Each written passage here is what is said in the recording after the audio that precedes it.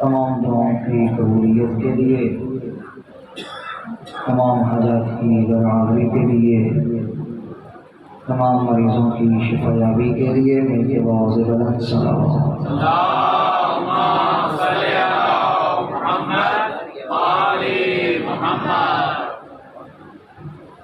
جتنے بھی دلوں میں حاجات لے کے بیٹھے ہیں، تمام کی حاجات کی برآوری کے لیے اور تمام کے مرحومین کی بخشش و مغفرت کے لیے، اور خصوص محمد افضل خان صاحب کے مرحومین کی بخشش و مغفرت، حاجی رجب علی صدیقی صاحب کی مرحومین کی بخشش و مغفرت کے لیے بھی مل کے بآواز بلند صلوات۔ اللہم صلی علی محمد وآل محمد۔ فرزند زہرا مہدی درام حضرت بقیت اللہ اعظم کے ظہور کی تعجیل کے لیے اور اپنے مولا و آقا کی صحت و سلامتی کے لیے بھی مل کے بآواز بلند صلوات۔ اللہم صلی علی محمد وآل محمد۔ محبت حسین کے نور کو اپنے دلوں میں معراج تک پہنچانے کے لیے بھی اور قبر کی پہلی رات غریب زہرا کا مہمان بننے کے لیے بھی مل کے بآواز بلند صلوات۔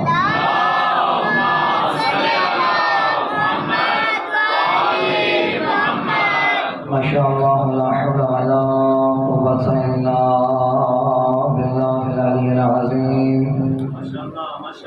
اعوذ باللہ من الشیطان اللعین الرجیم۔ بسم اللہ الرحمن الرحیم۔ الحمد للہ رب العالمین والعاقبۃ للمتقین والجنۃ للمؤمنین والنار للمنافقین۔ الصلاة والسلام على أشرف الأنبياء والمرسلين بالقاسم محمد۔ اللہم صلی علی محمد وآل محمد۔ قال رب اشرح لي صدري ويسر لي أمري واحلل عقدة من لساني يفقهوا قولي۔ قال الله تبارك وتعالى في كتابه المجيد وفرقانه الحميد وقوله الحق۔ بسم الله الرحمن الرحيم۔ ما خلقت الجن والإنس إلا ليعبدون۔ صلوات۔ اللہم صلی علی محمد وآل محمد۔ قال علي عليه السلام یا عباسا انت قمر بنی ہاشم۔ صلوات۔ اللہم صلی علی محمد وآل محمد۔ اللہ رب العزت میں رضا کرتے کہ مالک ہمارا اپنی بارگاہ میں آنا قبول مقبول فرمائے، ہماری خطائیں معاف فرمائے، ہماری حاجات کو روا فرمائے، فرزند زہرا کو ہم سے راضی فرمائے، اور جتنے بھی بانیان محرم الحرام کی پہلی مجلس ادا سے لے کر آج تک محنتیں کاوشیں اور اس کی رونق کے لیے اپنی جو ہے جتنی بھی توفیقات تھیں انہیں بروئے کار لاتے رہے، تمام کی دعاؤں کی قبولیت کے لیے مالک اللہ دعا کرتے ہیں کہ تمام کی حاجات کو روا فرمائے، اور بالخصوص آج کی نظر و نیاز کا جو اہتمام کیا محمد افضل خان صاحب اور رجب علی صدیقی صاحب، جتنے بھی آج تک یہ نظر و نیاز کا اہتمام کرتے رہے ہیں، ان کی نظر و نیاز کو اپنے بارگاہ میں قبول فرمائے اور تمام کے معمومین کے درجات بلند و متعالی فرمائے، ہمارے دلوں میں محبت علی کے نور کو منور فرمائے، ہمیں قبر کی پہلی رات غریب زہرا کا مہمان قرار دے اور حضرت بقیت اللہ الاعظم کو ہم سے راضی فرمائے اور ہمارے مولا و آقا کے ظہور میں تعجیل فرمائے۔ تمام دعاؤں کی قبولیت کے لیے مل کے بہت بلند صلوات۔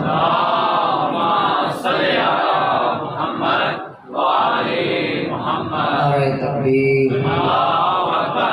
جو سہارے سے بیٹھے ہیں ان سے گزارش کروں گا جو پیچھے ہیں تھوڑے سے آگے آگے آ جائیں تاکہ ایک ماحول بن جائے، تھوڑا تھوڑا ایسے ایک ایک قدم بڑھاتے جائیں۔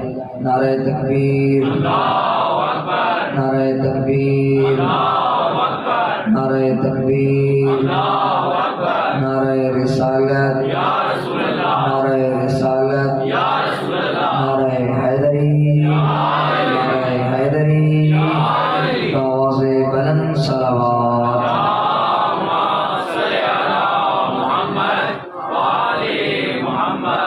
گرامی قدر، آج جس ہستی کے بارے میں تذکرہ کرنا ہے وہ کوئی عام ہستی نہیں بلکہ ایسی ہستی ہے کہ جس کے لیے دعا زہرا کرتی رہی ہے۔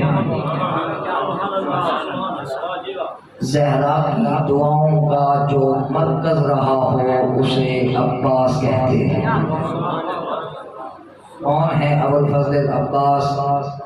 فرماتے ہیں کہ دین پناہ حسین کو کہتے ہیں، دین حسین کو کہتے ہیں، شاہ حسین کو کہتے ہیں، بادشاہ حسین کو کہتے ہیں، دین پناہ حسین کو کہتے ہیں، یعنی دین پناہ جس کی پناہ میں ہو اسے عباس کہتے ہیں۔ دین جس کی پناہ میں تھا اسے حسین کہتے ہیں، لیکن دین پناہ جس کی پناہ میں تھا اسے عباس کہتے ہیں۔ حضرت زہرا نے اپنی زندگی میں صرف 3 دعائیں کی، اتنی یاد رکھ کے جائیے گا۔ مطلب پہلی دعا حضرت زہرا نے اپنے ہمسایوں کے حق میں کی، جب بھی دعا کرتی تو اپنے ہمسایوں کو یاد کرتی۔ حسن مولا بھی ساتھ بیٹھے ہوتے، آدھی آدھی رات کا وقت ہوتا، زہرا مصلی عبادت پہ ہوتی، حسن مولا ساتھ آمین کے لیے بیٹھے ہوتے تو ماں کو دیکھتے ساری رات گزر جاتی، صبح کا سورج طلوع ہو جاتا، لیکن سب سے پہلے حسن مولا پوچھتے ہیں اماں ساری رات تو آپ نے دوسروں کے لیے دعا کی ہے، اماں ہمارے لیے کب دعا کرو گی؟ آواز آتی اول الجار ثم الدار، میرا لال یاد رکھنا پہلے پڑوسیوں کا حق ہے پھر اپنے گھر والوں کا حق ہے۔ دوسری دعا حضرت زہرا نے موت کے لیے کی، اپنی موت کے لیے کی ہے۔ اور تیسری دعا حضرت زہرا نے ابوالفضل العباس کے وجود کے لیے کی ہے کہ جو دیکھ رہی تھی کہ میرے حسین کو جس کی ضرورت پڑنی ہے اسے عباس کہتے ہیں۔ تو یہ میں کہنے پہ مجبور ہوں، کہلائے وفادار تو یہ احسان ہے اس کا، ورنہ تو یہ پیک کر کہیں پہلے ہے وفا سے۔ ارے جس نے کبھی خدا سے کچھ نہیں مانگا اس نے بھی تو عباس کو مانگا ہے خدا سے۔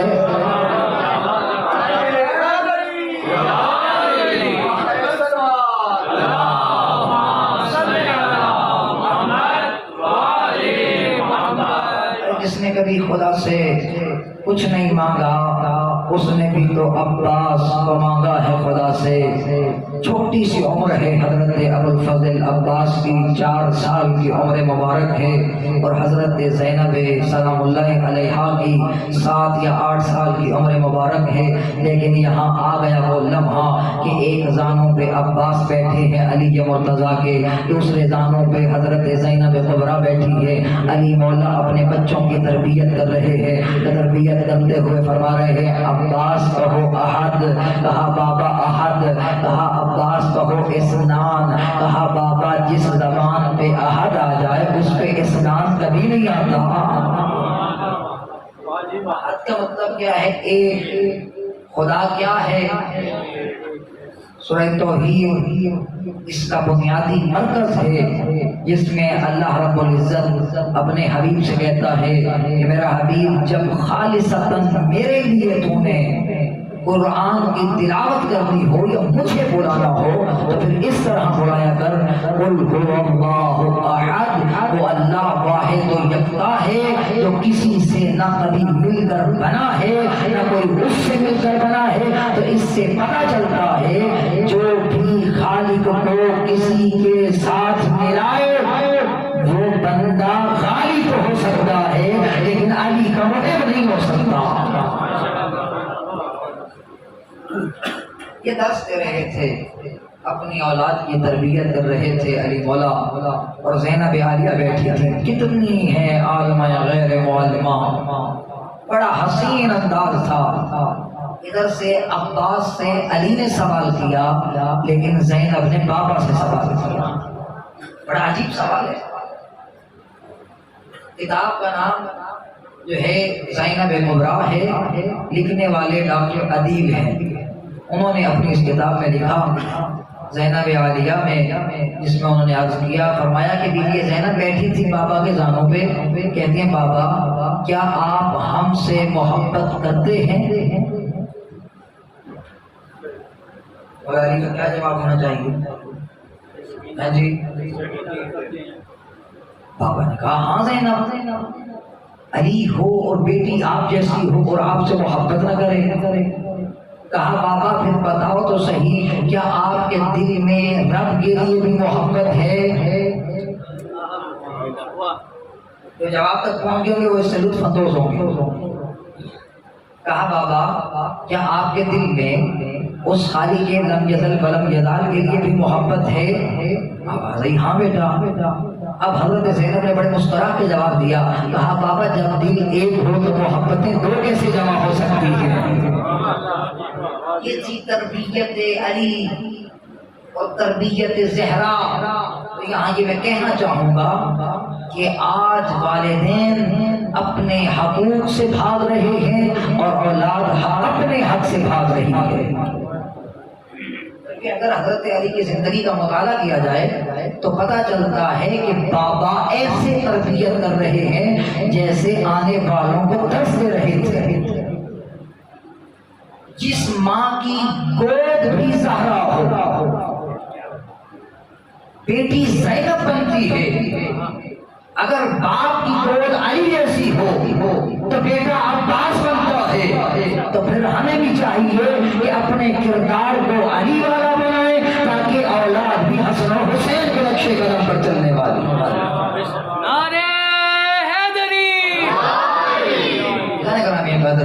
اب آپ ذرا اپنے آپ کو جھنجھوڑیے اس مجلس کے آخر میں، آخر ہمارا بھی کوئی حق ہے کہ عشر مجالس سے محرم الحرام مکمل ہونے کو ہیں، لیکن آج تک ہم نے نہیں سوچا کہ کیا میرا بھی کوئی حق ہے کہ اپنی اولاد کی تربیت کروں۔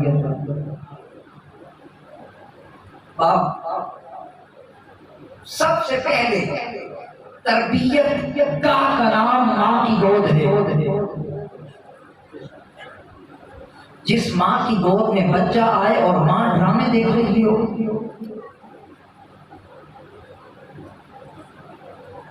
جس ماں کی گود میں، جس ماں کی شکم میں اللہ کسی بچے کو جو ہے خلق فرماتا ہے تو وہ ماں اپنی پہلی تربیت گاہ کو آلودہ کر رہی ہے، تو پھر سوچ لے بچہ بھی ویسے بننے والا ہے جیسے تو تربیت کرنے لگی ہے۔ حضرت کے ساتھ یہ الفاظ بہت ہیں سخت، لیکن یہ تلخ حقیقت ہے جسے اپنانا اس بات کی دلیل ہے کہ میرے اندر دل ہے جس میں ضمیر ہے اور ضمیر کا نام حسین ہے۔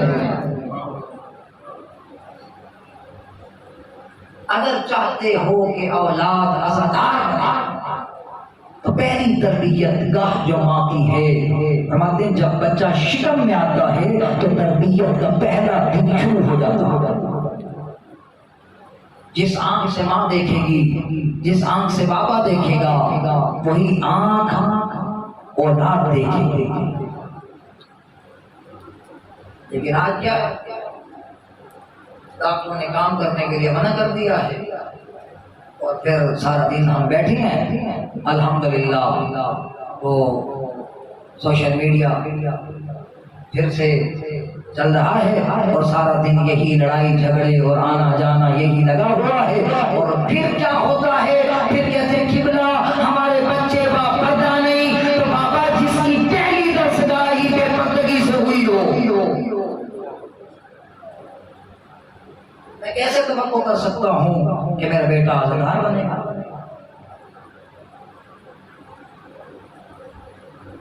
پریشان تو نہیں ہو گئے؟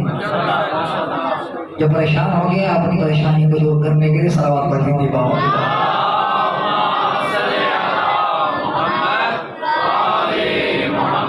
دیگر بلندتر صلوات۔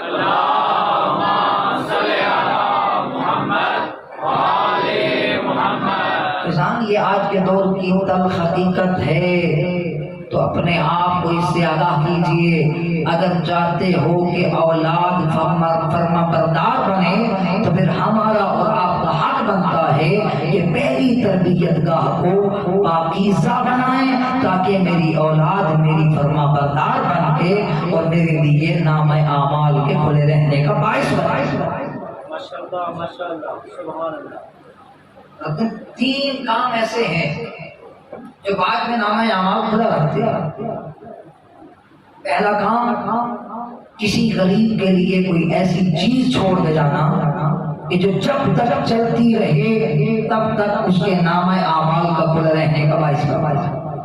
دوسرا، کوئی دینی تعلیمی تربیت گاہ بنا کے جانا، جب تک وہ دینی سینٹر قائم رہے گا تب تک اللہ اس کے نامہ اعمال کو کھلا رکھے گا۔ تو میں تیسرا، تو نیک و صالح اولاد اگر کوئی بندہ پیچھے چھوڑ کے جاتا ہے، جب تک وہ اولاد باقی ہے تب تک تیرا نامہ اعمال کھلا رہے گا، اللہ تیرے نامہ اعمال میں نیکیاں درج کرتا رہے گا۔ جب ہم تربیت بھی ایسے کریں گے، پھر کہتے ہیں جی یونیورسٹیاں خراب کرتی ہیں، کالج خراب کرتے ہیں، اسکول خراب کرتے ہیں۔ بابا یہ تو بات کے مراحل ہیں، سارا دن تو سکول ہوتا نہیں۔ سکول میں جاتا ہے 6 گھنٹے، 16 گھنٹے جو 18 گھنٹے ہمارے پاس ہے، ہم نے اپنا کردار کیا ادا کیا؟ لیکن ہم پہلے دیکھتے تھے، پہلے زمانے میں جو بزرگان ہیں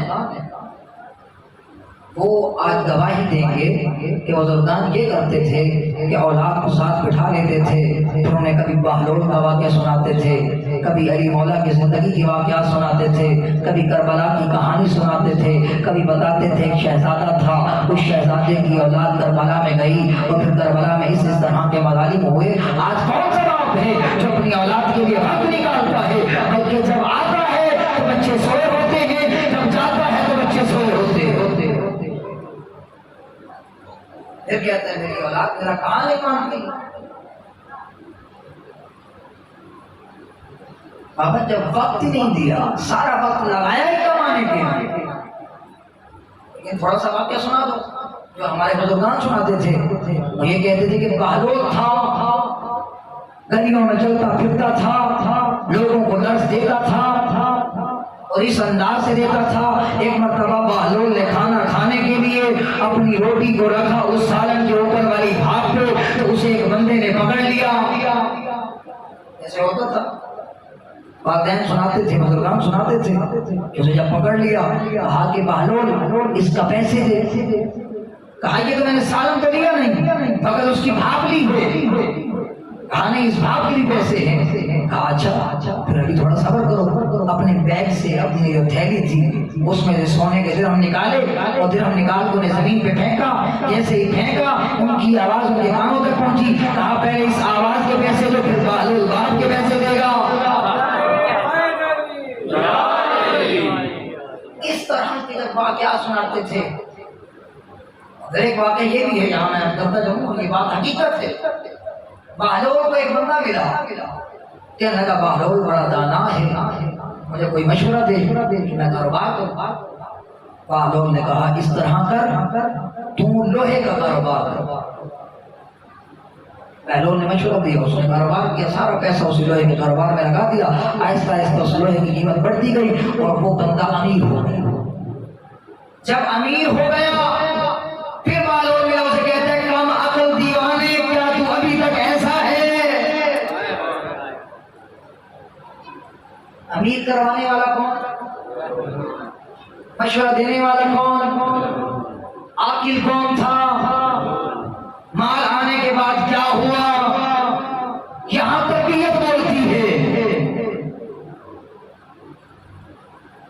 بہلول کو کہتے دیوانے مجھے بتا اب کیا کروں؟ بہلول جو تھا کمال ہے بہلول کی دہانت پہ، بہلول کی عقل مندی پہ۔ بہلول کہتے ہیں ہاں اگر آپ چاہتا ہے مالدار بن تو پھر اب پیاز کا کاروبار، جس کا پیاز، اس نے لوہا بیچا، سارے پیاز خرید، ایک ہفتے میں سب کچھ برباد ہو گیا، سب کچھ ختم، پیاز خراب ہو گئے۔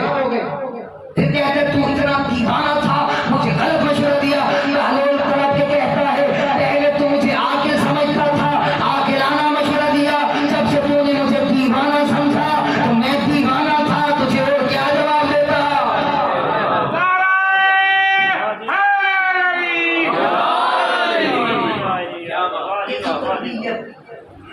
آل محمد کا فقیہ تھا بہلول۔ تربیت بولتی ہے، امام کی تربیت کا اثر بولتا تھا۔ اتنا فقیہ تھا کہ امام موسیٰ کاظم کو جب قید خانے میں قید کیا گیا تو بہلول نے ایک پتھر امام کی بارگاہ میں پھینکا۔ ادھر وہاں ایک جو ہے وہ خانہ موجود تھا جو ہوا وغیرہ کے لیے رکھا ہوا تھا۔ بہلول نے ایک پتھر پھینکا، مولا ہم کیا کریں؟ امام نے اس پتھر پہ لکھا تھا جی۔ دو بندے تھے، ایک بہلول تھا، ایک اس کا ساتھی تھا جس کا نام عمرو بن وہاب تھا یا کیا تھا، لیکن دو ساتھی تھے۔ جیم لکھ کے امام نے وہ واپس باہر پتھر پھینکا تو ایک نے یہ سمجھا کہ مولا کہہ رہے ہیں کہ جنونی اختیار کر، اور دوسرے نے کیا سمجھا کہ جلا وطن ہوگا۔ ایک جلا وطن ہو گیا اور بہلول مجنون بن کے پھرنے لگا، لیکن تھا عالم آل محمد۔ تربیت کس کی تھی؟ آل محمد کی تربیت تھی۔ بہلول جنون بھی تھا لیکن اسی طرح مجنون بن کے ہارون کے دربار میں گیا، چاہتے ہی اس نے جوتیاں اپنی بغلوں میں ڈالی اور جا کے ممبر پہ بیٹھ گیا۔ اس کے جتنے وزیر تھے، مشیر تھے، سپاہی تھے، سب مل کے بہلول کو مارنے لگے۔ بہلول کہتے تمہیں حیا نہیں آتا، ہارون میرا چچا زاد لگتا ہے، لیکن انہوں نے پھر بھی مارا۔ تو پاگل ہے، بادشاہ کو کہتے ہیں میرا چچا زاد لگتا ہے، تیرا عقل کام نہیں کرتا، ممبر پہ آ کے بیٹھ گیا ہے۔ جیسے ہی ہارون نے دیکھا اس نے کہا اس بہلول کو چھوڑو، میں اس سے خود پوچھتا ہوں۔ بہلول کو کہتے ہیں بہلول بتا تو صحیح آج تو کیسے اس دربار میں آیا؟ کہا میں دیکھنا چاہتا ہوں کہ تیرے ممبر پہ لگتا کیسے ہوں، میں 5 منٹ بیٹھا ہوں، مجھے اتنی مار پڑی ہے۔ اے ہارون ذرا سوچ تو صحیح، تو اتنے سالوں سے بیٹھا ہے، تو اپنی قبر میں کتنی مار کھانے والا ہے، میں تو یہ سوچ کے پریشان ہوں۔ نعرہ حیدری، حیدری، حیدری،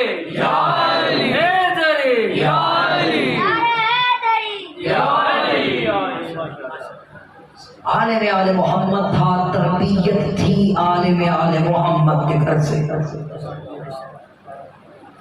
جب بندہ اہل بیت کے در سے تمسک رکھتا ہے تو اپنے آپ کو اس طرح تربیت یافتہ کرتا ہے کہ لوگ بھی اس کے سامنے جھکنے پہ مجبور ہو جاتے ہیں۔ اس نے کہا کیسے کہہ رہا ہے؟ کہا دیکھ میں مجنون ہوں، میرے پاس کوئی مال ہے؟ کہا نہیں۔ کہا پھر اپنا حساب کتاب لگائیں، آج بات تو صحیح کر رہا تھا، کہتے ہیں آج اپنا حساب کتاب لگائیں۔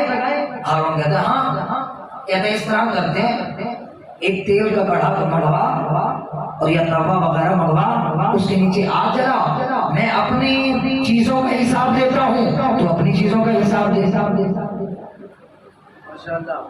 مان میں برازی ہو گیا ہارون صاحب، ٹھیک ہے آگ جل گئی، توا گرم ہو گیا، پالو چڑھا کے اندر کا مالک اللہ ہاں میرے پاس ایک گھوڑا ہے جس پہ سوار ہو کے اپنا حساب کتاب کرتا ہوں اور اپنے جو ہے جانوروں کو ہانکتا ہوں اور باقی میرے پاس کچھ ہے نہیں، ہاں عالم آل محمد بھی ہوں، ہاں اہل بیت سے محبت رکھنے والا بھی ہوں۔ تھوڑی ہی دیر گزری تھی، بالو اپنا حساب دینے کے بعد تبے سے نیچے اتر آیا، لیکن اب کہا ہارون تو اوپر آ، اپنے مال کا حساب دے۔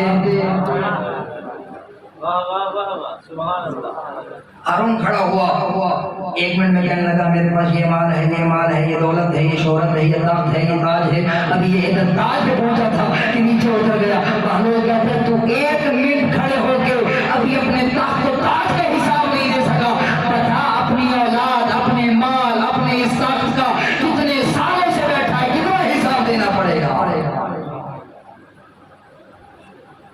کیا ہے تربیت تھی بہلول کی۔ اگر اپنی اولاد کو بھی تربیت دیں گے یہ کہ بیٹا مال نہیں کمانا،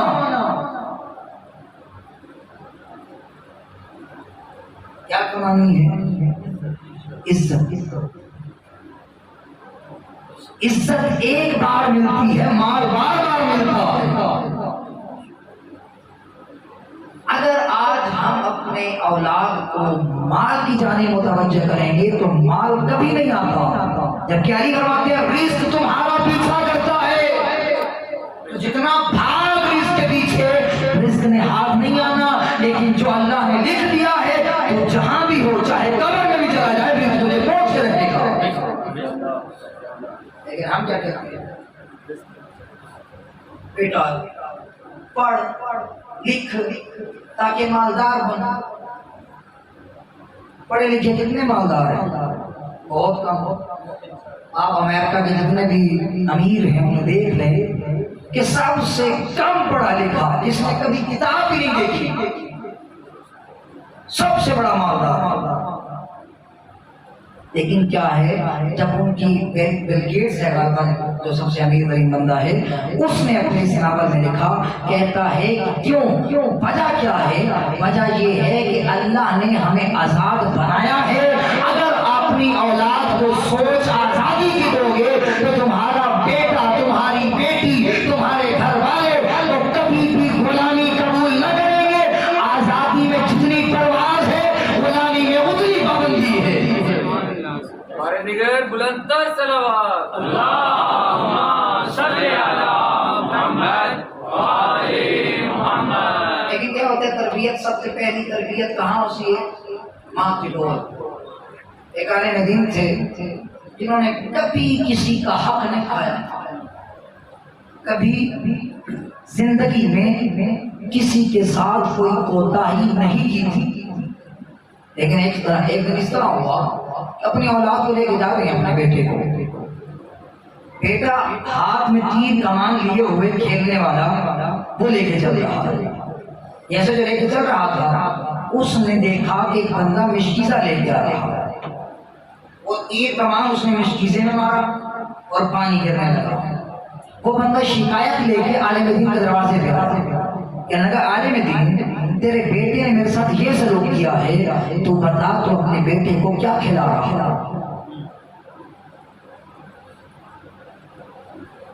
وہ ساری رات سوچنے لگے، پوری زندگی کی تفسیر کر ڈالی ساری رات میں کہ میں نے ایسا کون سا کام کیا ہے کہ جس سے آج میرا بیٹا دوسروں کو نقصان پہنچانے پہ لگا ہے۔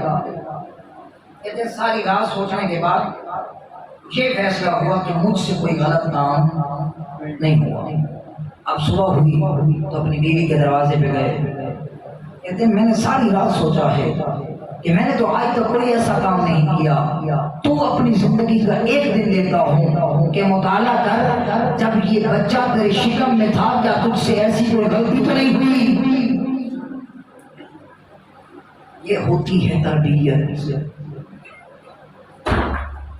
ساری رات ان کی بیوی جو ہے وہ سوچتی رہی، آخرکار یہ انہوں نے ان کے جو ہے دماغ میں بات آئی، کہنے لگی ایک مرتبہ میں ایک ریڑھی سے گزر رہی تھی قریب سے، جس کے اوپر سیب موجود تھے، میں نے چاہا کہ میں اس سیب کے ذائقے کو چکھوں، اس وقت یہ بچہ میری شکم میں تھا، میں نے اپنے بالوں سے سوئی نکالی اور سوئی سیب کے اندر ڈالی تھی، اس سیب کے ذائقے کو محسوس کیا تھا، اور پھر عالم دین طرف کے کہتے ہیں آج تمہاری اسی غلطی کی وجہ سے تمہارے بیٹے نے وہ تیر اس نشکیزے میں مارا ہے۔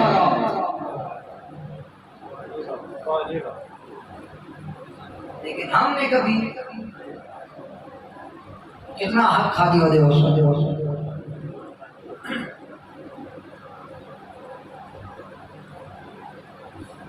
ہمارا بچہ جب گھر سے کسی سکول میں جاتا ہے، جب ٹیچرز کہتے ہیں کہ اس نے بچے کی پینسل اٹھائی ہے، تو سوچا کر تو نے زندگی میں کتنی وہ چیزیں ایسی غلط کی ہیں کہ جن کی وجہ سے آج تیرا بیٹا کسی بھی چیز اٹھانے پہ مجبور ہو گیا۔ الحمدللہ الحمدللہ ہمارے اس ممبر سے یہ بات ہوگی نہیں، پریشان ہو گئے ہو، سلوات پڑھ لیجیے کے باپ سے بلا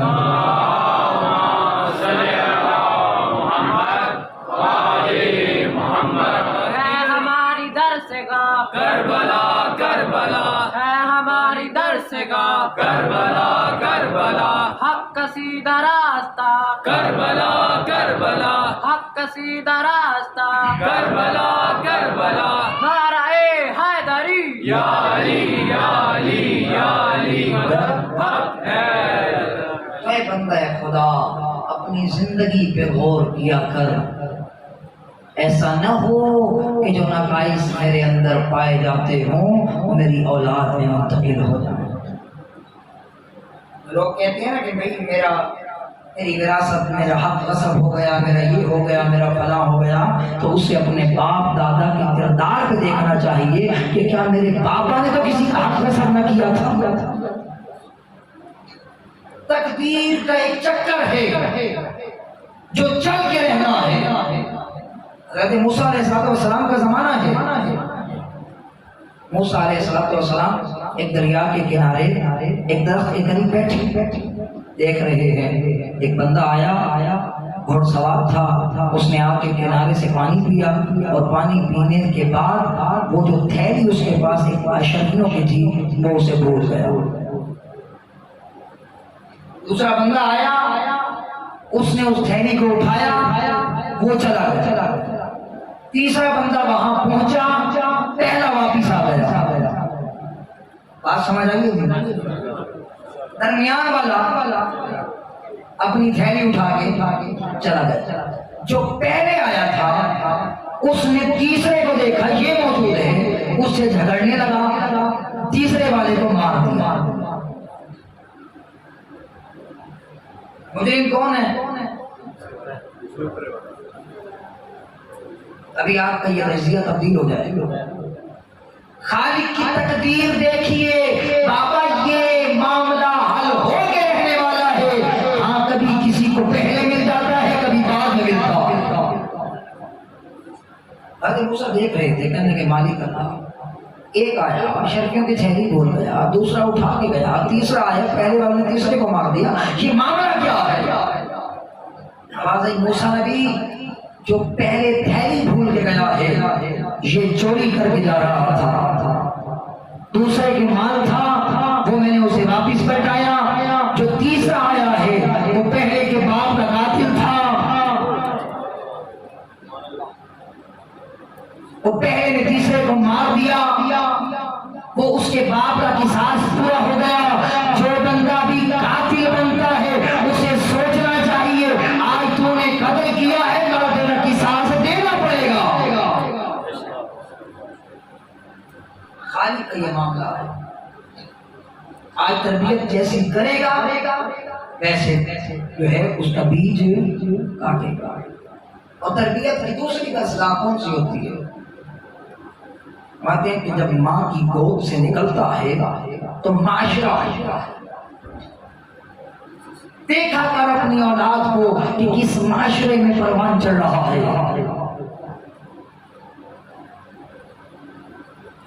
آیا لوگ اچھے ہیں، ان کا اخلاق کیسا ہے، ان کا اٹھنا کیسا ہے، ان کا بیٹھنا کیسا ہے؟ اگر تو اپنی اولاد کے اٹھنے بیٹھنے پہ غور نہیں کرتا پھر سوچ لے کہ یہ اولاد بھی تیرے اٹھنے بیٹھنے پہ غور نہیں کرنے والی جب تجھے اٹھنا بیٹھنا مجبوری لگے گا۔ ایسے ہوتے ہیں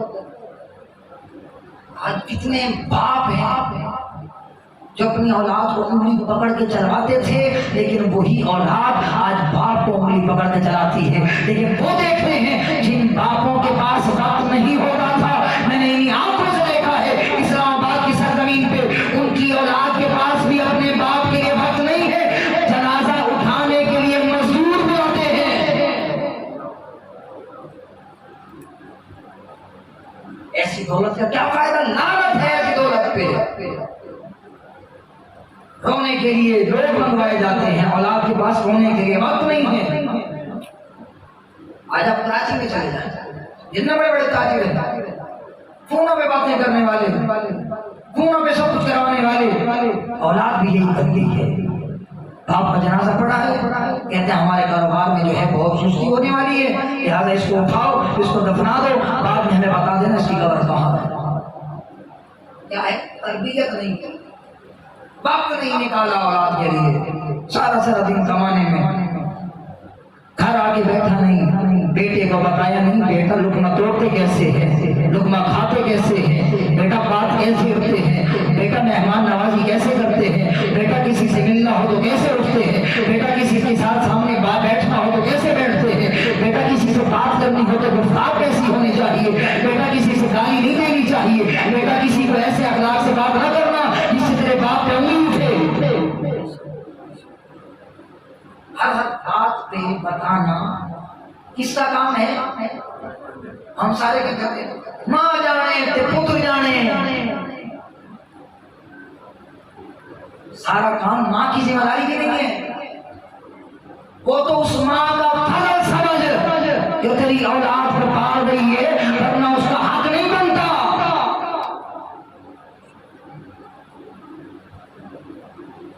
لیکن ہم کیا کرتے ہیں؟ اگر بیٹا کبھی بھی جوان ہو کے غلط کام کرتا ہے تو کس کو تانا دیتے ہیں؟ ماں کو، جبکہ قصور کس کا ہے؟ باپ کا، کیونکہ اولاد باپ کی آنکھ سے ڈرتی ہے، ماں کی آنکھ سے نہیں۔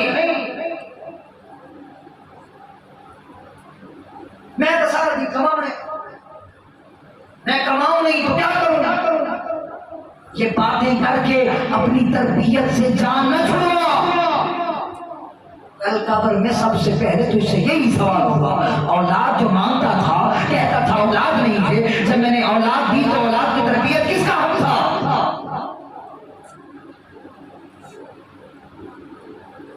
لیکن کیا ہے آج کل کے اس دور میں وقت نہیں ہے، دوستیاں، یہ وہ رشتہ دار، آنا جانا، بابا یہ سب حق ہے، یہ سب حق ہے، لیکن اولاد کی تربیت واجب نہیں، واجب ہے۔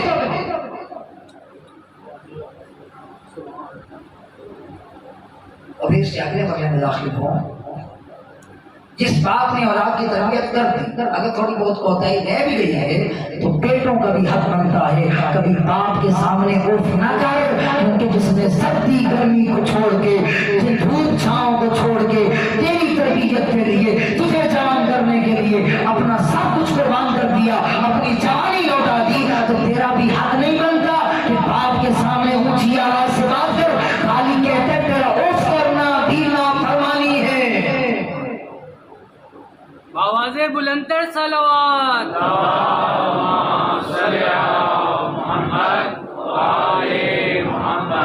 ایسا نہیں کریں گے، اپنے آپ کو آمادہ کیجیے، اپنی ذمہ داریوں کو ڈھونڈیے، اپنی ذمہ داری کی معرفت حاصل کیجیے۔